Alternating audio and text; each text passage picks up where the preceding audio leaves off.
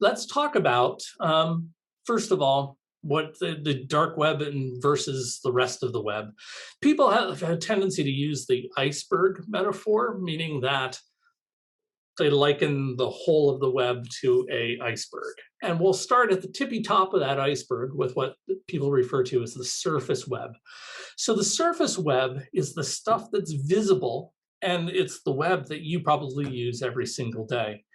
It's the place that's indexed by search engines, meaning Google and, oh, I'm blanking out. There are other search engines, right? No. Basically, the idea is that search engines can see this part of the web easily, and they flow through the parts of the web easily to find things. This is the part that you can find from a Google search box. All you need to be able to access this part of the web is a web browser. It is a specialty piece of software, and I think we've all forgotten about that idea that it is a piece of specialty software, but it accesses only a certain part of the web. So that's what you use. And all those uses of of the surface web is stuff that you're familiar with. Websites, blogs, stores, banking, public research, social networking. All of those things that you're used to doing are uses for the surface web. The surface web ultimately is designed to be discoverable. Sites that are put on the web are there for people to find and to use, and they're hoping that people will find and use them. Now, there isn't an exact measuring of how much of the web falls into this category of being the surface web, but the value that people keep using, pointing out, is about 4%. It's an estimate. Sometimes I see it as much as 10%, but it's an estimate. It's the tip of this iceberg. The other part of the web is the deep web, and this includes the dark web, by the way. So we're going to lump them together for this first category. The deep web is the part of the web that isn't immediately discoverable, meaning search engines aren't going to find it. You're not going to have Google or Bing or Yahoo or is Alta Vista still a thing? Anyway, the idea is that those search engines aren't going to find the contents.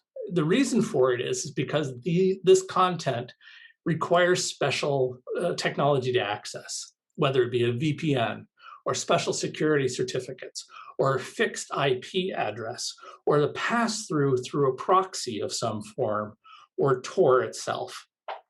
So the idea is that you need to be positioned in such a way to be able to access that database in some fashion. So the uses of that are specialty databases, government resources, medical records, legal documents, academic research, proprietary data, surveillance and video and audio, things that require special access. You, as a participant in a library, probably are a gatekeeper for this type of information, meaning you may have a database that your clientele can only access via a proxy. They have to go someplace, they have to enter their library code or library card number, in which case then they have access to those resources. Or you have a database that's IP limited. It only works inside your library or via your library's network. Those are examples of resources that are part of that deep web. They're not designed to be publicly accessible. They're designed to be accessible to only specific users for specific purposes. So this deep web makes up the rest of that web estimate. So the rest of the web is supposedly the deep side. Those of you that are older and remember the web from the beginning, remember a time period where the web was just filled with content. Well, as the years have gone on, more and more of that content has become gardened, firewalled behind things as people figure out that they can make money by controlling access to it. So the surface web, I feel anyway, used to be a much larger amount of the web than it is now, as things go into little walled gardens. So if we're not talking about the deep web, if we're talking about the dark web, then that's just a section of the deep web. It's a part of the web specially cordoned off. So in this case, it's not indexed by search engines, and we'll talk a little bit about why not later on. But search engines have difficulty indexing this part of the deep web. So that's the dark web. It requires specialty software to access. In this case, very specifically, the onion router or Tor. There are other private web services, and I have some on my resources list at the end. But today we're talking primarily about Tor because it's the most associated with the dark web. And what do you use the dark web for? Well, any purpose that requires privacy, private communications, political protests, organization of political protest, radical self-expression, as well as some of our perceived negatives, drug trafficking, illegal information, child exploitation and other group exploitation, terrorism. Anything that requires absolute privacy can be put on the dark web. Nobody knows how much of this deep web actually is the dark web because there's no great way to measure it. There's no easy way to see what's there.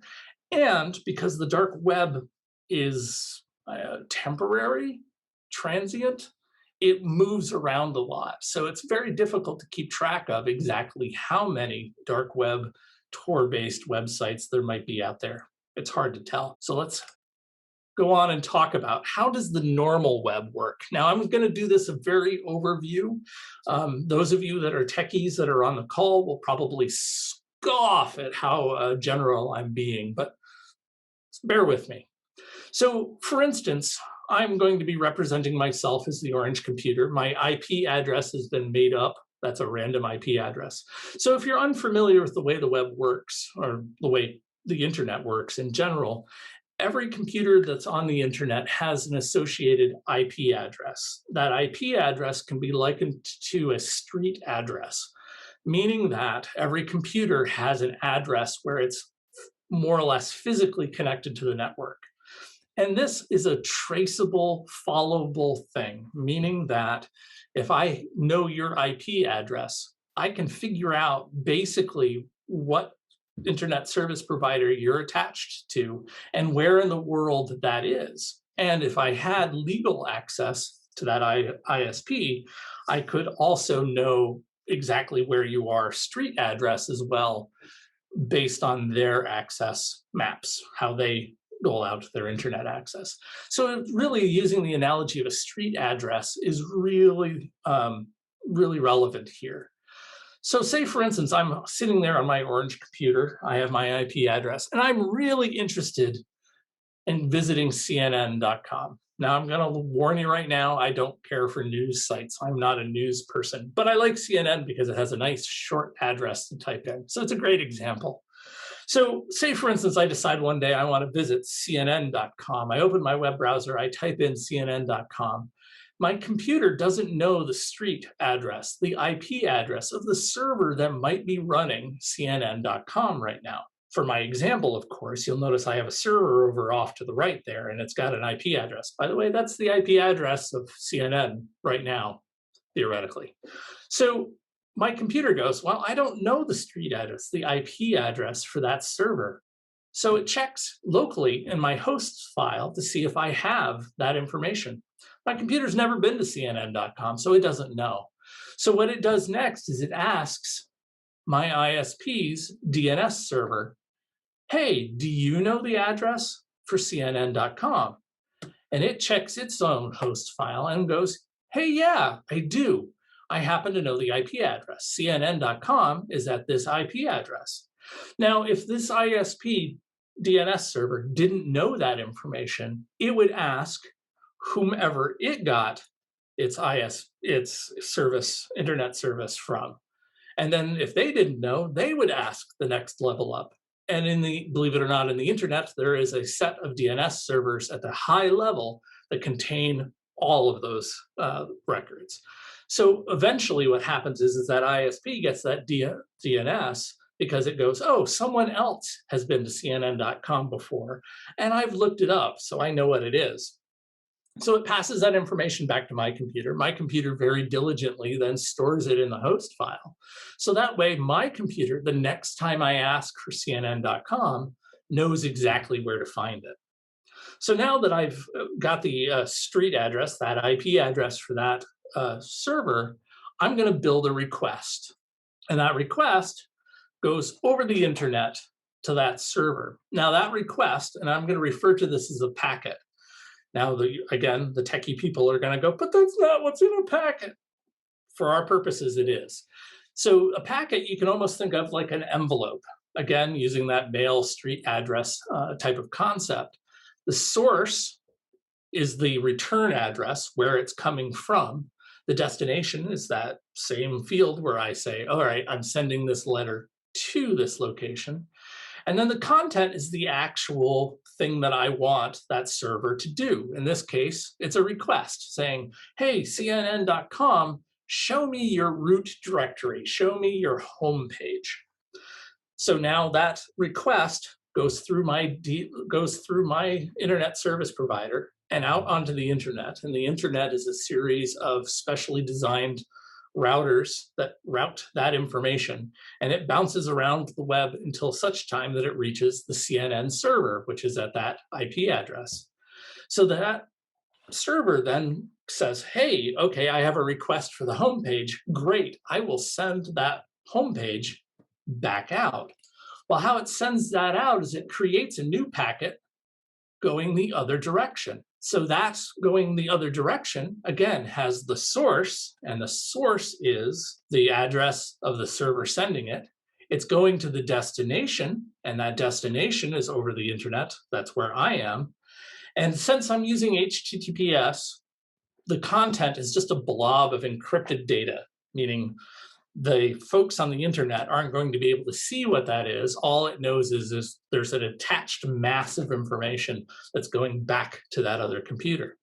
So that begs the question, who can see what it is that you're looking at while you surf the net? Well, a lot of people come to find out. The first folks are your internet service provider.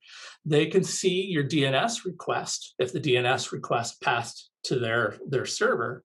They can also see the traffic outbound onto the internet.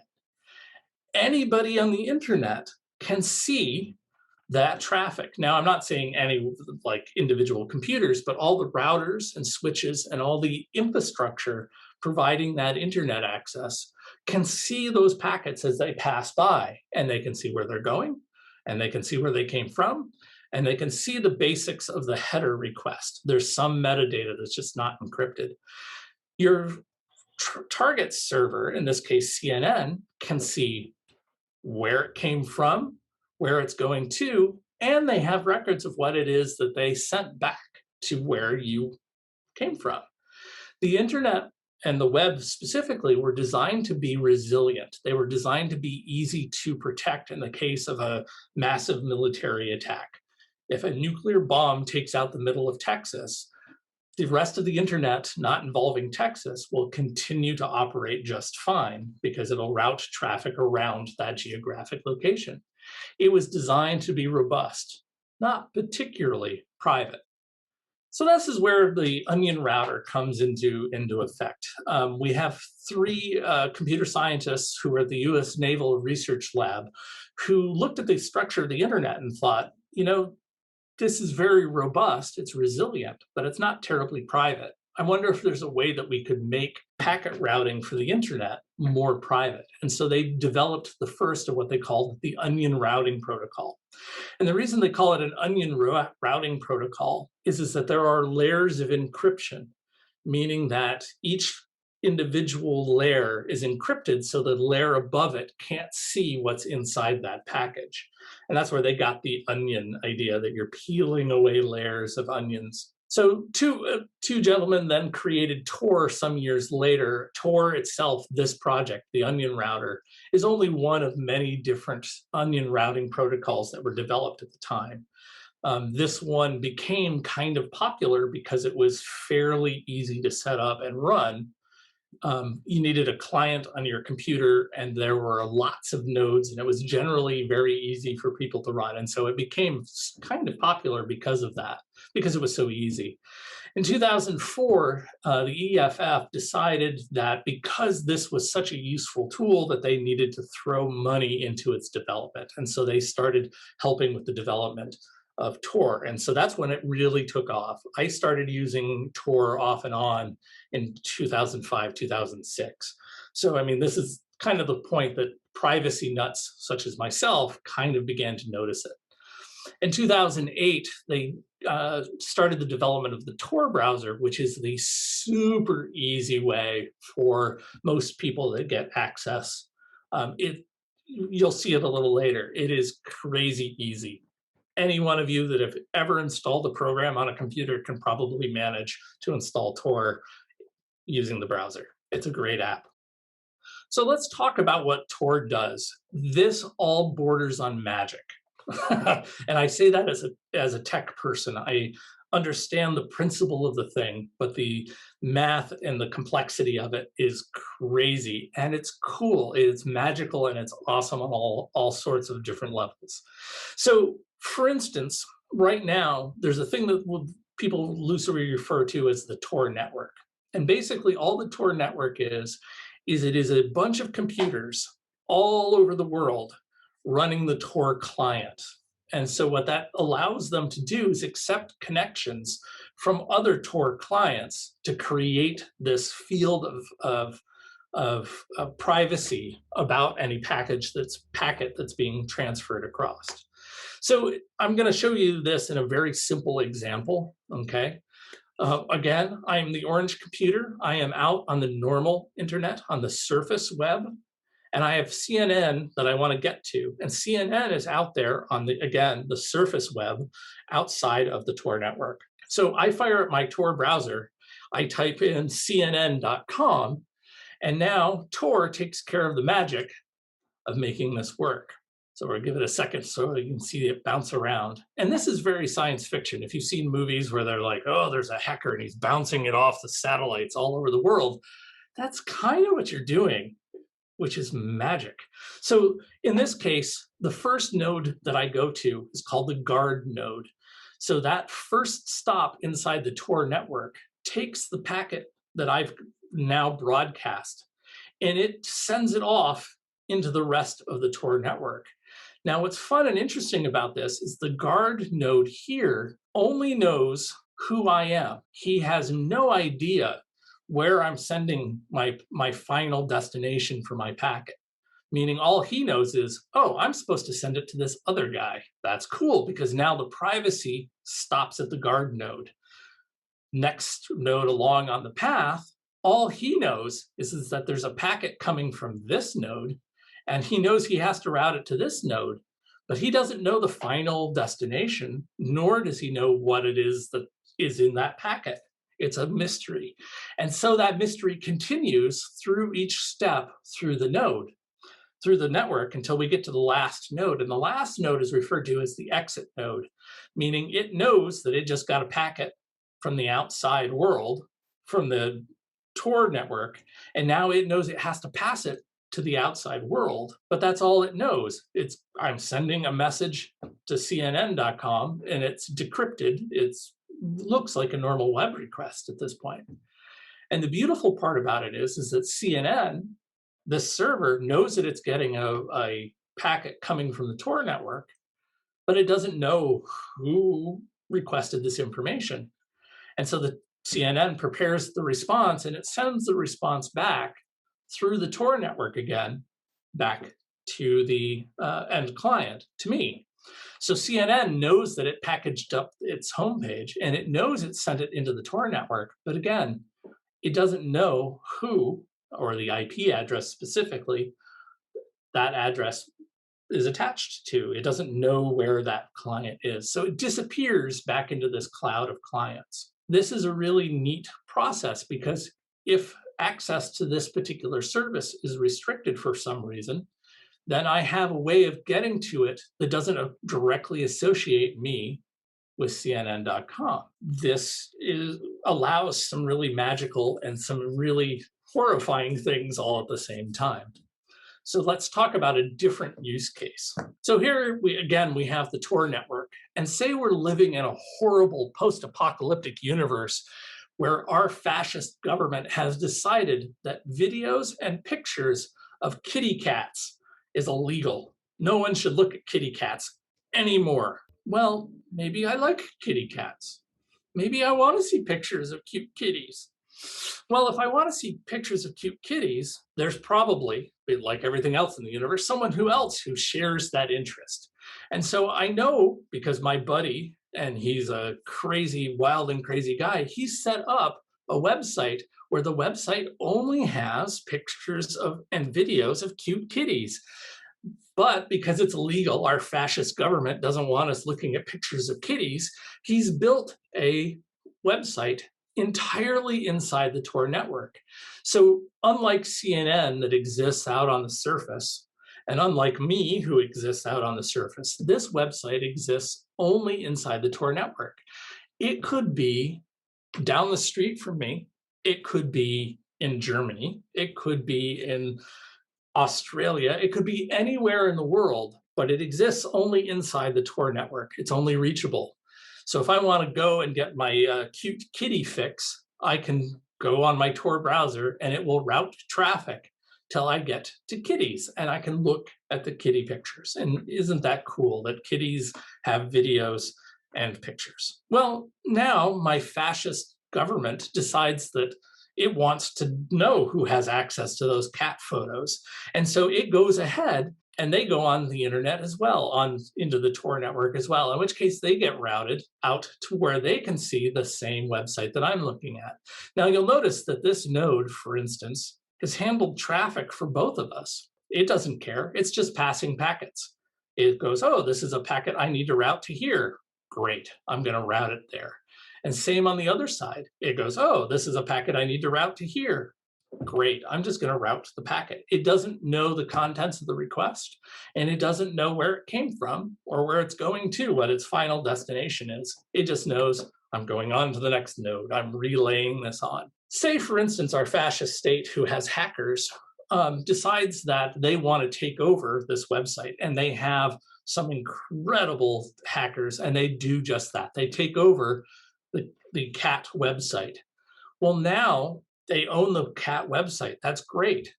But again, they only see the traffic coming in and out of the Tor network. They don't know the final location of where that person is.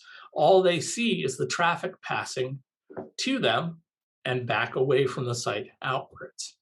So what that does is it protects the end user from possible spying and possible hacking, because their identity is hidden behind this chaotic maze of bouncing nodes. This is really exciting because that means that if you are planning a political protest in a fascist state and you need to communicate with others, this is a way of passing traffic to those other people, so that way they can communicate with you without that government being involved in that monitoring. That also means, on the double-edged sword of everything in the universe, it also means that if I am selling drugs or guns or fake IDs or anything else illegal, it makes it hard for governments who want to stop that type of behavior from seeing and intercepting that traffic as well. Now, I will say that there are several ways to get by this, meaning that this fascist government could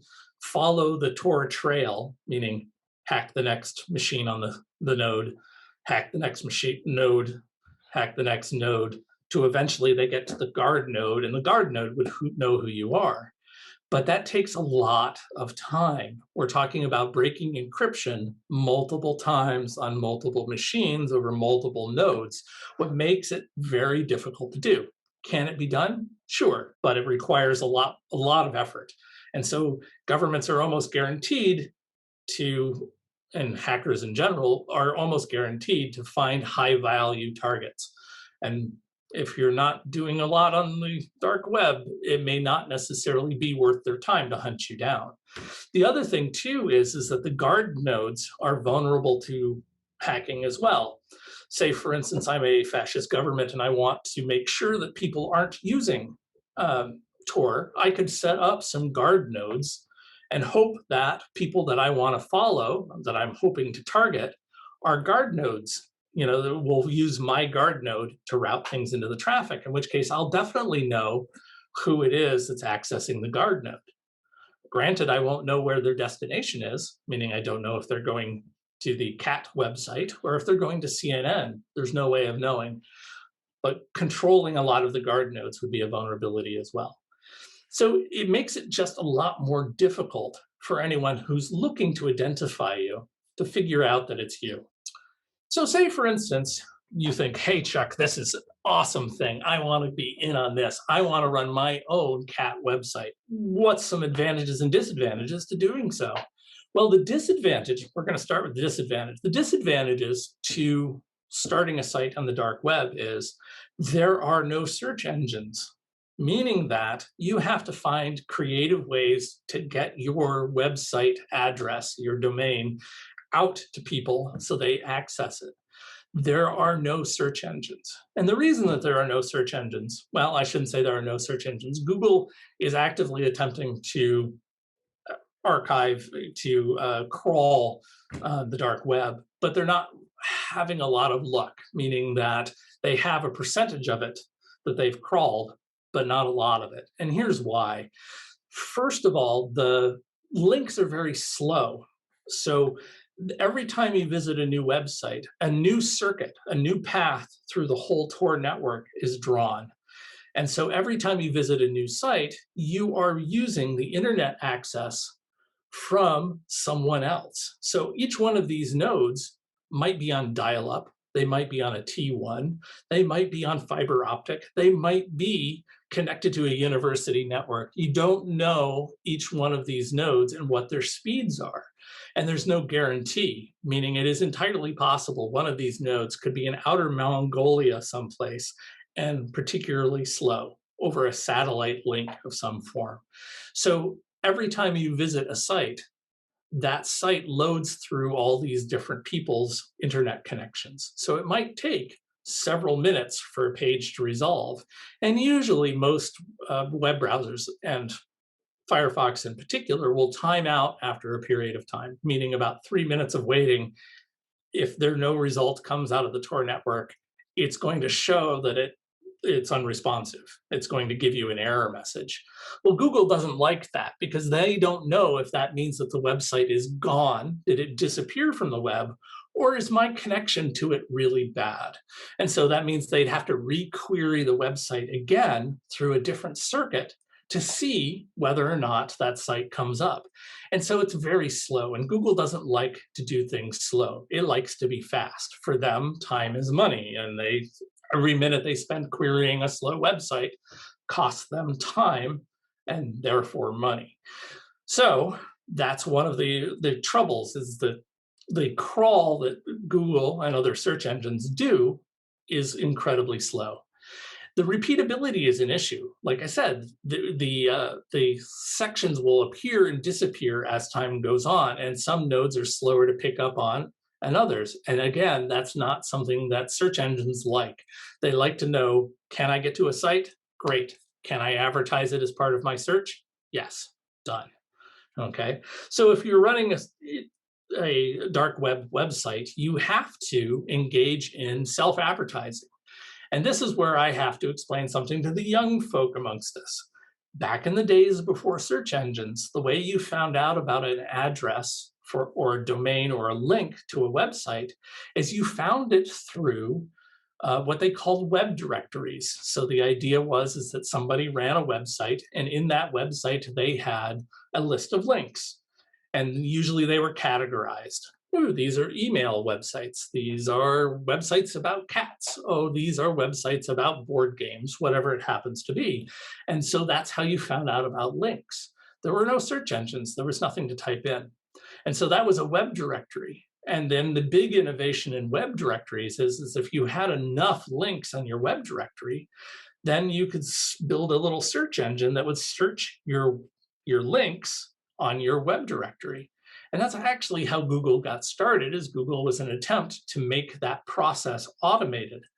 So say, for instance, in the old days, I created a board game website and I wanted people to see it. I would contact a web directory. My favorite back in the day was Dogpile, for those of you that used the web in the bad old days. I would go to Dogpile, I would send them a note, an email, and say, hey, I have a new board game website. Could you please add it to your web directory? And they would add it then to the list of links on their page. And that's how the web worked. So the same thing is true of the dark web. There's no search engines. So the only way to advertise to people is to hand out an email to folks and add your link to web directories. It was a great way of doing it. It's still a great way as far as the dark web is concerned. The other con on this is there are no pretty domain names. For instance, DuckDuckGo's onion address is, and there's the big long address. It's huge, it's monstrous. No one is going to hand type that thing in. It's never going to happen. So you have to advertise that through email, through text messages, through a web directory of some form. So no one is going to accidentally stumble upon your website. It's just not going to happen. And the last disadvantage of running a website here is there's no tracking, no advertising, meaning that if you are really hoping to make money from your website, or if you're hoping to make money enough to keep the website running, you can't really sell ads. Because there's no way of tracking who it is that's looking at your website. There's no way to target advertising at them. And if you can't target advertising at them, there's no money involved in making those sites, okay? So interestingly enough, the pros are exactly the same.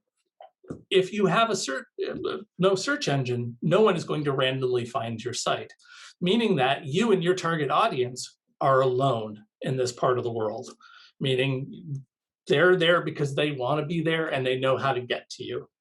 You're there because you have something that you want to discuss and they know how to get there.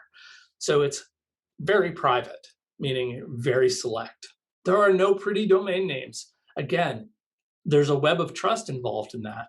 If I have a group of people who like to look at cat videos, I have to send them the link, either via email or text or QR code or however it is, so that way they can see and know how to get to that location.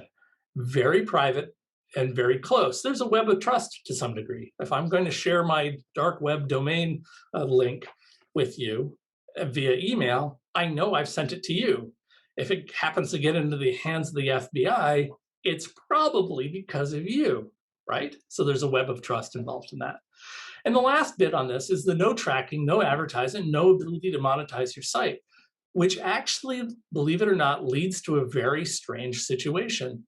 Sites have a tendency to be very lean, very mean, self-hosted affairs because there's no advertising, because there's no corporate involvement in it.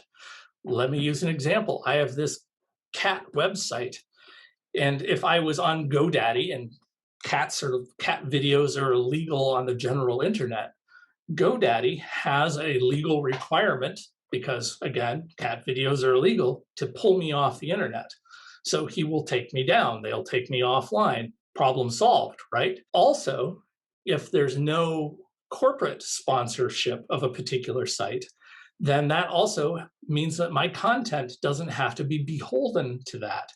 For example, if I'm using language on my website that most people would find objectionable in some way or fashion, I'm not going to be able to find advertisers that would want to sponsor that site, meaning they have a family-friendly image that they need to uphold. As long as a family-friendly image needs to be upheld, they're not going to put their ads on my site. If they don't put my ads on my site, they're not giving me any money, which then makes the site hard to pay for, to maintain. But what ends up happening on the dark web is people generally will self-host their sites.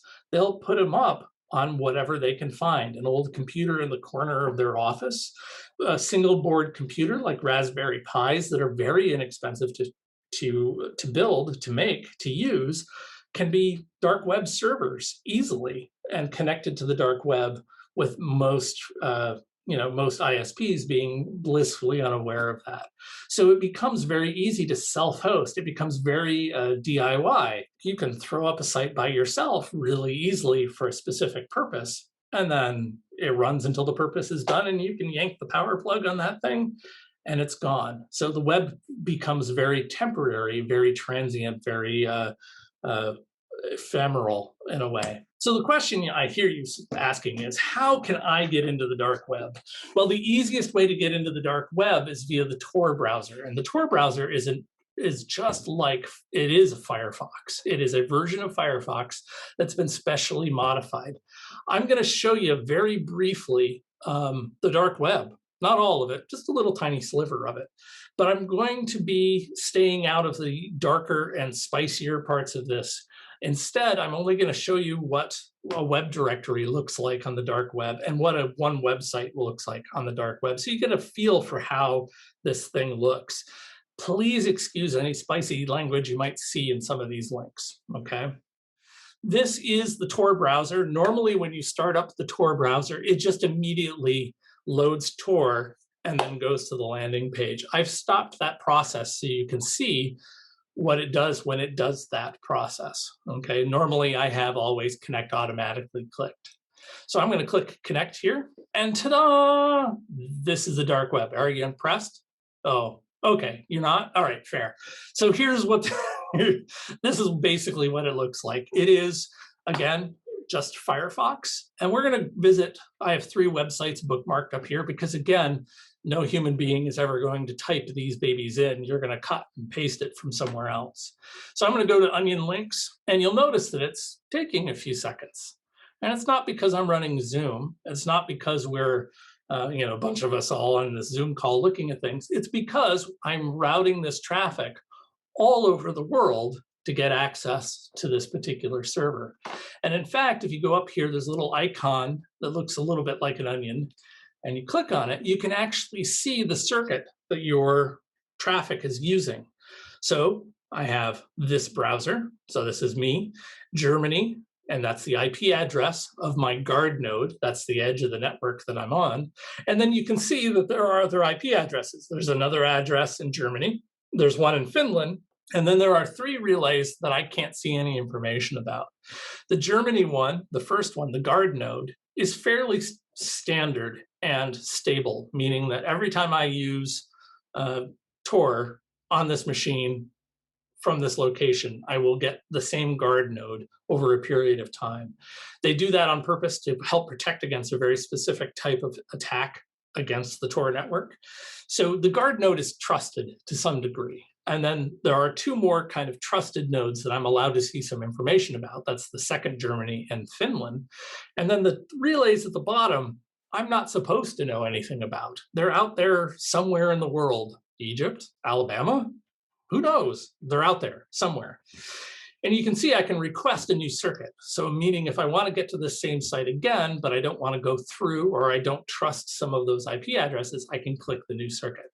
So now here's the web directory called Onion Links. And the beautiful part about this is this is exactly like old school web directories were. This is what the internet looked like in 1997, I swear to God.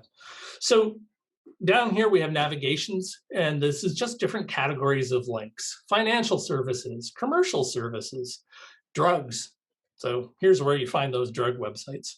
Chans are like 8chan, 4chan were originally surface web discussion forums, but as they become less and less palatable to commercial interests, they have a tendency to retreat into the dark web. So if you're interested in seeing where QAnon was born, for instance, 8chan is one of the ones listed here.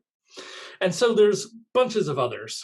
I'm going to scroll down very quickly so you can kind of see what's available, but you'll notice it's a name of the site and then an onion address and just a straight link. So I'm going to scroll on down. And yep, here's our drugs. Here's our chans, privacy services, email providers. I'm going to go down here to the blogs and personal sites because some of these are kind of interesting, but this one in particular, I've already pre-screened for your enjoyment. Let's see if we can get to it. So here is a great example of a personal website run on a dark web server. This gentleman here, I assume it's a gentleman, I don't know based on looking at it. This person here has designed a website. They are interested in all sorts of things. You can go and read some of the stuff that they've worked on, some of their programming stuff. But you'll notice this site looks like 1997. It's really kind of low energy. And that's probably a great way of thinking about it. It's low energy, okay? It's what he's or she is running on some web server service out there somewhere. Maybe even a Raspberry Pi, we don't know. So you can poke around and see what's available out here. I will note also that DuckDuckGo is here. If you are a privacy nut, such as I, one of the things probably you'll avoid like the plague is going to Google services, because Google loves to track you because they make money from that tracking. DuckDuckGo does not. But one of the interesting things about DuckDuckGo is they actually provide a interface to their search engine that's entirely inside the Tor network. So that way, your connection to them is fully private. You're not sharing an exit node, and it's not going out onto the public net in any meaningful way. You are connected directly to DuckDuckGo inside of the dark web, which is a really cool concept, a really neat idea. See how easy that was? I just started up a browser, and boom, I'm in the dark web. So let me caution you. There's a few things to caution you about when you go out onto the dark web and when you're playing what you can see, playing with what you can see on the dark web. First of all, my advice to you is treat the dark web like it's the Wild West. It's the frontier. It's the lawless edges of the universe. I always think of it very similar to the Wild West, because you always hear stories about, people who got tired of civilization in the East and they would pack up their families and move, to Ohio someplace. And then when that got too urban, they then moved all the way out to California because they were trying to stay away from general population, trying to stay away from civilization. The dark web is kind of that way. It's the space in between. It's the space out there. It's the frontier. It's lawless, and you kind of have to treat it as such. If you see something on the dark web, that you think might be too good to be true, it very likely is. People are out there attempting to exploit people on the dark web. But also there's some wild and crazy things, stuff that wouldn't be acceptable in mainstream society lives out on the dark web someplace. So it's a really interesting place. To me, it reminds me of what the internet looked like in 1997 when I was putting up my first website, okay? Some other things to keep in mind about the dark web. It's slow and often broken. Websites come and go.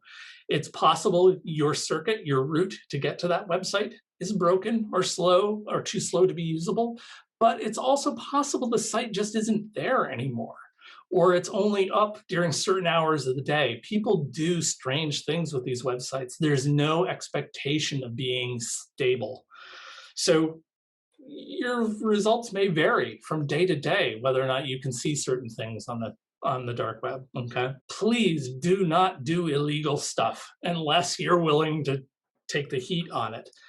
It is possible for you to be tracked in a limited fashion on the dark web. And what you're looking at may not necessarily be what you think you're looking at. There's such a concept as honeypotting. The FBI has been doing a little bit of this, where they will build a website that's specifically a drug website or a gun website or something like that, and they are waiting for people to interact with that website. Meaning, I want to buy a gun. I'll go to this gun website. The gun website is really run by the FBI. You go ahead and you buy a gun from that gun website, in which case then they nab you, because at some level money has to change hands, and so does the gun. And so that in that way, you are making yourself less private by interacting with the thing. So visiting gun websites and visiting drug websites, it's fine. Just for the love of God, don't buy anything there. And exploitation sites, I would generally just avoid going to, period. And the reason for that is even viewing the thumbnail images on some of those things may be illegal. So just stay away from exploitation sites.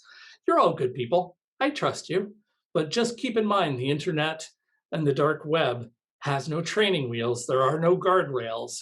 You are on your own best behavior while you're out there. Tor can and will protect your privacy, but it's not a magic bullet, meaning that if you go out onto the dark web and you go to Google and you start Googling for things that you don't want to be associated with, it is still possible for Google to figure out who you might be because you're interacting with their services.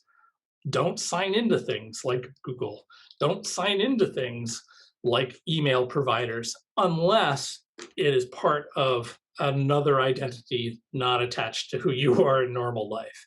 Be willing to surf the web in its most primal form. Don't sign into things if you can manage it. I also put here, don't torrent, meaning don't use peer-to-peer sharing software. If you think you're going to go out onto the dark web and download the latest Marvel movie, it's not going to happen. Those things are too easily tracked. And software like torrent, like peer-to-peer software sharing, have a tendency to violate Tor protocol to make the downloading of those things possible. So avoid your movie downloading via the dark web. It doesn't help you. It doesn't help. So if you have a true and deep need for privacy, take the preparation, learn what you need to learn to make sure that your Tor browser, that your connection to the Tor network is bulletproof, okay? Before I start taking any questions, and I realize we're very close to the end of the time window, I apologize. The dark web is kind of a deep thing to talk about. I have included on this presentation some sources and some useful links for you to follow, including one of the alternatives to the Tor network, which is the I2P project, which is really cool. I also highly recommend that you listen to Network Chuck. That's the last link on there. He's my idol. It's only coincidental. His name is Chuck and he has a handsome beard as well. But he does some great videos about very intro topics. And one of them was he actually ran a dark web website on a Raspberry Pi. The whole video is like 15 minutes long. It's stupid easy. And I've also included on another tile here a list of some links to the three primary dark web places that I have a tendency to visit: DuckDuckGo's, the Hidden Wiki, and Onion Links that you saw. So those are some links. Let's talk about some questions. Or Nancy asked, what about Google Incognito? And what is the best email service that is more private than Gmail? Okay, so Google Incognito and by the way, all browsers have the same thing, Edge and Firefox as well. They call them different things. More or less, that doesn't protect you from snoopers external to your computer. All that does is it protects you from snoopers on your own machine. And here's what I mean by that. If you sit down at a computer and say it's a computer in your home and you have several people who are using that computer in addition to you, if you open an incognito window, it's just like opening up a brand new naked version of that browser, meaning you won't have any stored cookies, you won't have any history, you won't have any logins saved. You're just going to be naked to the configuration of the computer. So what that means is and this happened more when I was younger. Myself and my wife shared a computer, and if I wanted to buy her, say, a birthday present, it was one of those things where I would go out on an incognito window, visit Amazon, log into my own account, order something, in which case then when I closed that incognito window, there'd be no history that I went to that website at all. So if she sat down at that computer and went to use that computer, then she wouldn't know that I'd been to Amazon for any purpose. I could buy stuff willy-nilly as I want. So that's a way around it. That's a way of thinking about it. If you're also interested in searching the web in such a way that doesn't use a Google search bubble, you know how when you use Google, it learns what you like, and so the results begin to become tailored to you, which can be kind of annoying. But you can open an incognito window and search Google again, and Google will just think you're a brand new person who's never been to it again. And so you'll see the internet escaped from your search bubble. So that's what Incognito does for you. I forgot the second. Oh, email providers. Something about email providers. Christy, do you remember what it was? Yes, it was, what is the best email service that is more private than Gmail? I don't know if there's a best, but there's a lot of really good ones. Somebody mentioned Proton in the chat. Proton is a really good one. I use a company called Fastmail.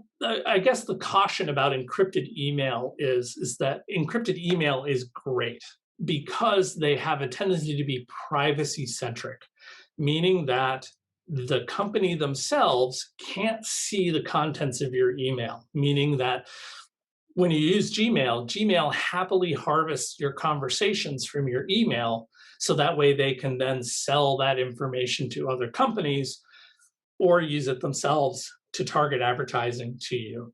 So encrypted email is less about encrypting the email, although that is a really good thing to do too between you and someone else out there. But the email is encrypted on the server as well. So Proton Mail and Fastmail don't have the ability to read your email because it sits in an encrypted fashion on the on their server. So it's really cool to have that. No encrypted email between two people is done via a different purpose. There's a process called PGP, Pretty Good Privacy, that allows you to exchange security certificates. And that's probably another whole session's topic unto itself, what PGP is. So do we have another question that we'd like to jump in on? Quite a few here. Lauren Jackson Beck, we've read about internet sleuths who look for those involved in the January 6th insurrection. Is this where they are looking? That's a great question. I'm not sure that that's necessarily true. The January 6th insurrection people, from what I've read, weren't necessarily dark web people, meaning they had a tendency to organize on Facebook and Twitter and other services. There was that conservative service, messaging service that kind of came and went. I don't remember what the name of it was now, but there were a lot of, oh yes, exactly. Thank you, Lisa. Yeah, Parler. So there were a lot of these other services. Dark web seemed to be like one step too many for these people. So I think a lot of that information came from other places. I don't necessarily think the dark web is where that information came from. I could be wrong about that from what I've read. And I think too, she's asking, is this where people are looking to find those involved? Maybe there are back channels that would talk about it, or is that? Could be.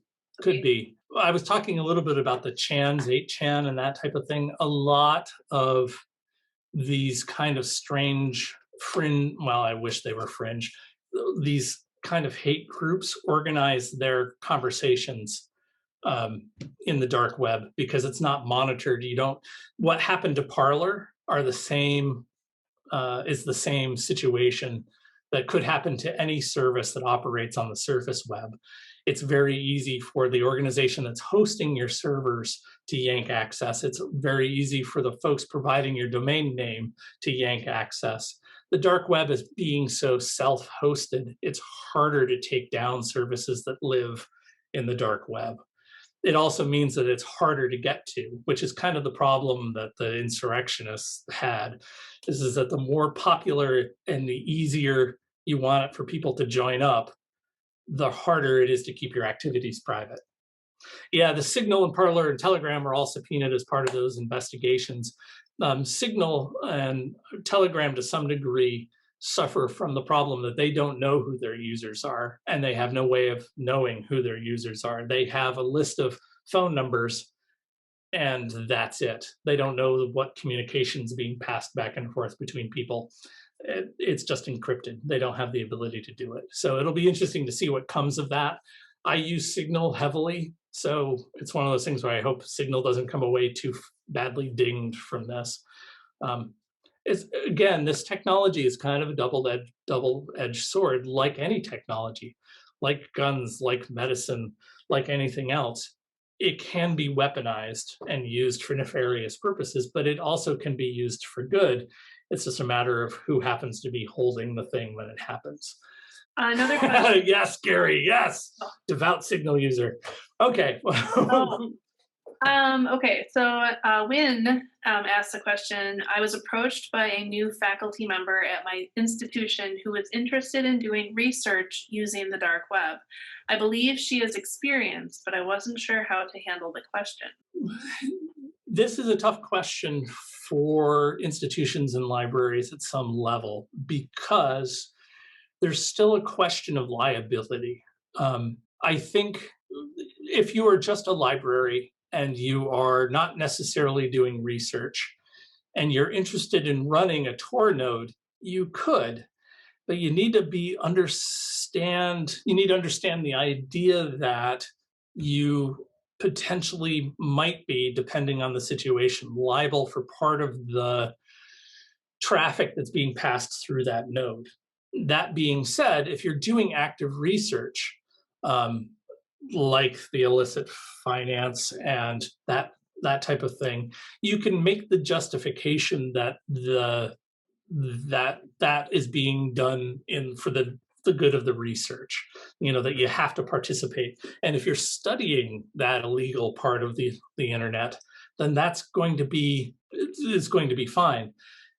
Becky is absolutely right.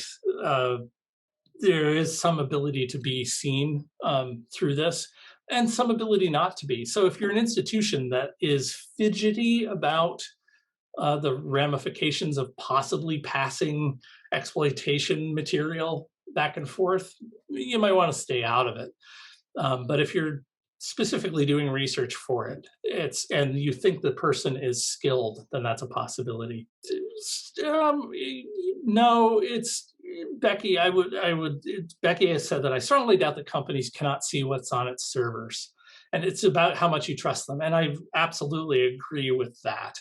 You kind of have to take a company's word for it that they don't have the ability to see something unless you take steps to encrypt the data yourself. I always thought that about websites that you store things online, Google Drive and those. When I put stuff on Google Drive that I'm intending to leave there for an extended period of time, I encrypt it with my own software and then put it there because then they just see an encrypted container. But you're right. I mean, it's possible that Signal can actually see the messages, but we'll see. Yes, I'm referring to Lisa's most recent comment, the Silk Road, which was a dark web drug site, a very infamous drug website. Yeah, that's true. Yeah, it's exactly it. That's interesting information, Gary. Gary says that Google Messages is using the Signal protocol for their new rollout of the encrypted IE. I am not surprised. Gary asks, from my understanding, Proton email is encrypted email, but at some point encrypted would have to mean the recipient must also have the same service. Yeah, and that's not true. When you talk about an encrypted mail service, you're talking about when the email is at rest on the service, it's encrypted, so the company doesn't have access to it. So, and if you are going to send email to someone else and you want it to be encrypted, you need to take steps to do that. And usually, like I said, PGP, pretty good privacy, is the way to do that. And it's a very complex process to some degree, which is why it's not so widely used. Google does theoretically encrypt traffic between itself and someone else, like Outlook, Microsoft servers, and theoretically that happens, but it's kind of self-serving in that, hey, we have encrypted mail, but it's only encrypted once it leaves their servers until it arrives where it's going.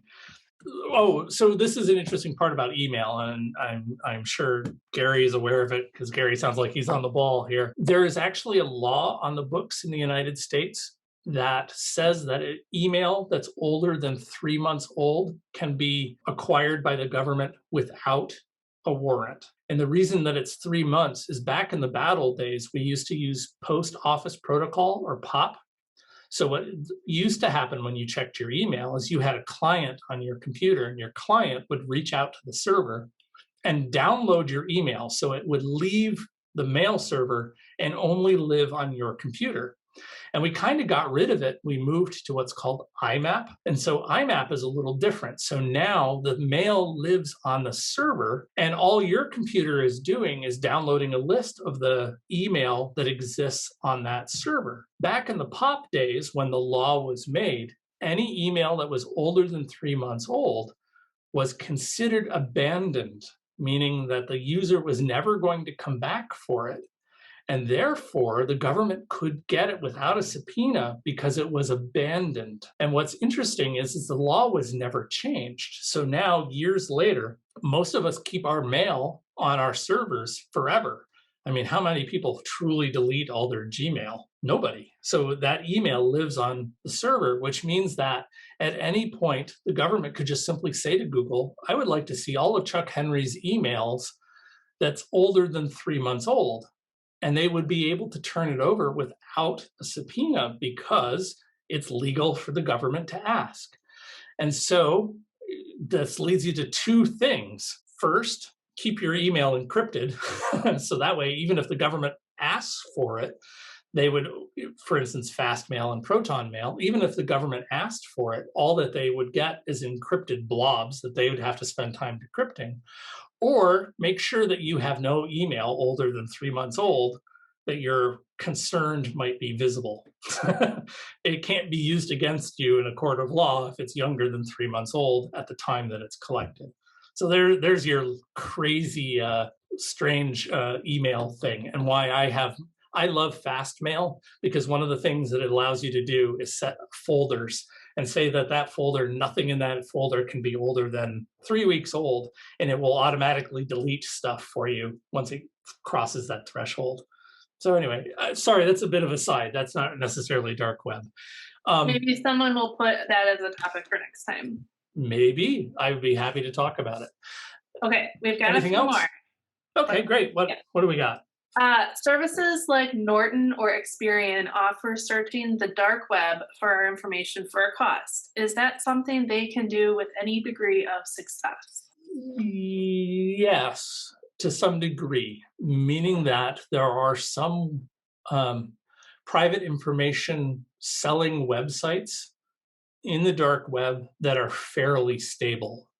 They call them marketplaces. So there are some marketplaces that are fairly stable. The other thing too is that if you are a hacker and you manage to hack into Facebook and you steal a bunch of login information, you're hoping to make money from it. So you're going to go to one of those markets and advertise that you have a bunch of Facebook, login information. In which case, then those companies, Experian and Norton and those folks, are paying people to troll those websites looking for that information all the time. So it's entirely possible that they are able to do that. There are also a few computer researchers who make it kind of their personal mission to go out, buy that information, and then post it on the surface web as a warning to people that this information is available. So I would say that there's a confidence level there that they're doing it. I'm not sure. It's up to you whether or not it's personally worth that level of trouble and money.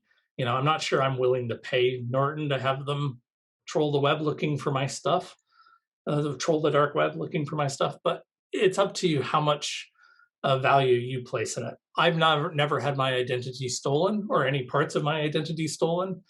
But if it had happened to me, I think I'd be very fidgety about that and would be willing to pay money to help keep myself safe. Ali asks, is China connected to the dark web? I had heard that they were at least trying to create their own internet to some degree, or make their ability to exclude outside traffic stronger. Yeah, well, I'm going to speak very kindly of the Chinese government at this moment because they have a lot of hackers and they could very easily damage us. But I'm going to put it this way. The Chinese government is infamous for having what they call the Great Firewall of China. Traffic in and out of China is very heavily monitored. There are only so many entry and exit points from any particular geographic area in and out of the internet at large. So in the United States, there are, I want to say, 8 or 9 different exit points to the internet. And those are controlled by companies, and those companies don't care what information comes and goes. The Chinese government, on the other hand, heavily monitors I think there's only 2 or 3 entrance exit points to the internet inside mainland China. And so they legislate very heavily what those ISPs have the ability to pass in and out of the internet. And I know that the Chinese government blocks things specifically and sometimes will redirect certain packets of information coming and going from that firewall. Tor works to some degree in China because you proxy out. You connect to Tor using a proxy outside. And what a proxy is it's a specialized version of a VPN. And I did a presentation on VPNs not that long ago. It's a way of passing traffic that might look like other traffic, meaning if I am accessing the Tor network, I can make those packets look like I'm accessing a banking website or some other encrypted traffic method.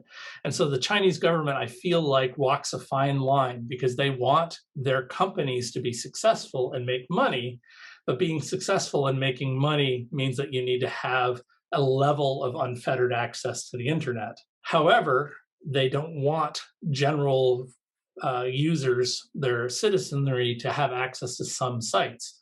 And I can kind of understand, generally speaking, because there are some places we don't want, nice people to get to. But for them, it's a fine line. Like they block, every time they find one of these Tor proxies, they shut it down, but another one pops up somewhere else. So it's constant a whack-a-mole style thing going on. So China does have their own versions of Google and their own versions of other services that they have kind of contracted with these companies to allow them to have access to do. Google runs a version of Google that's specific to China inside mainland China. It's censored the way the government would prefer it to be, but it's still there. By the way, China is not the only folks doing this type of thing. The UK actually has a little bit of internet filtering in place. Australia also has a very restrictive porn filter in place. And I know that Russia has been doing something very similar, where they're attempting to build their own kind of replicated version of the rest of the internet internally using the Yandex search engine stuff. So it's definitely a possibility. China has a tough road ahead of it as it continues to do this type of thing. That's why Tor is so important, is that it's a potential way for those citizens to have access, not only to information that their government doesn't want them to see, but also access to their friends and family who may not necessarily be in the country anymore, that they may not have access to, and have private communication with. So it's an interesting idea. Caitlin says, I think these tools are awesome, but the biggest challenge for me in using them is convincing others to use them, like chatting with Signal instead of your phone's default texting app. How do you work around that? Oh, I totally feel you on that one, Caitlin. Personally, I have a lot of trouble with this. I was an Android user for many, many years. Android has the ability to supplant messaging clients. So for instance, on an Android phone, I can use Signal instead of the default Android signaling app. So what's beautiful about that is that if the person I'm sending a message to uses Signal, it just automatically routes through Signal rather than an SMS message. And so then what I did is I went around and I guilted as many of my friends and family as possible to see if I could get them all onto Signal. And I managed to get quite a few. But then I realized that the folks that use iOS don't have that ability, meaning that their text message app is defined by Apple.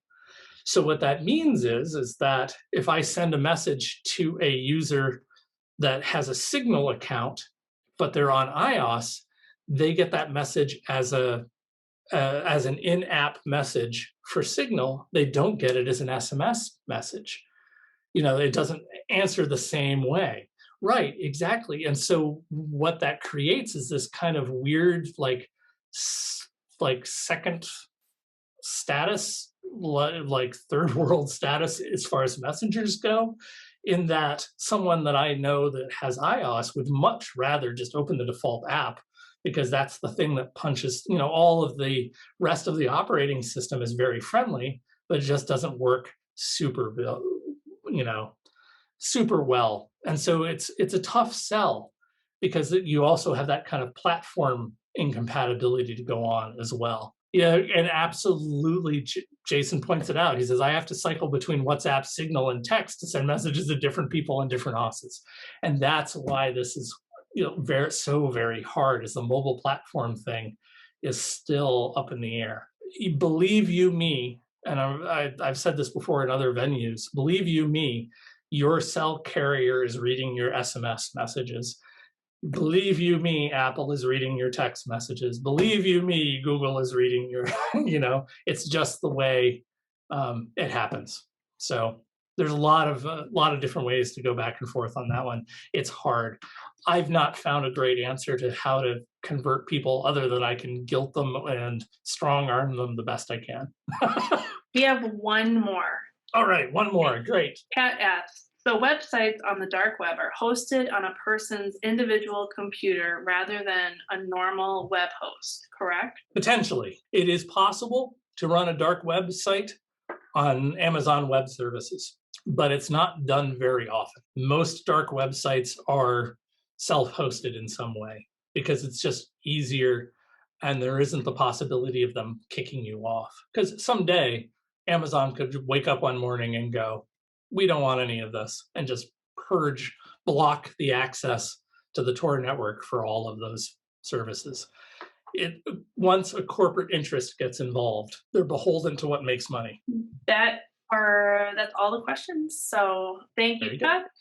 Thank you, everyone. Have a great day.